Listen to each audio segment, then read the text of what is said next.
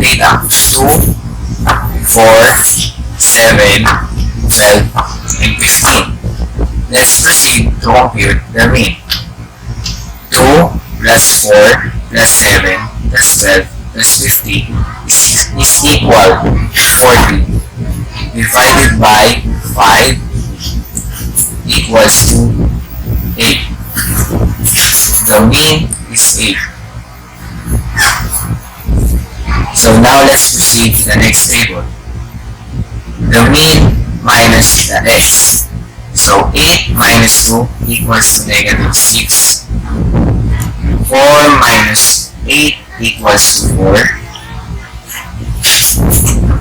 8 minus 7 equals to 1. 12 minus 8 equals to 4. And 15 minus 8 equals to 7.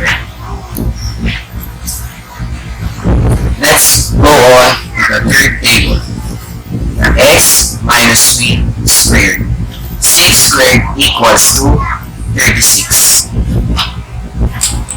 4 squared is equals to 16. 1 squared is equals to 1. 4 squared equals to 16. And 7 squared equals to 49.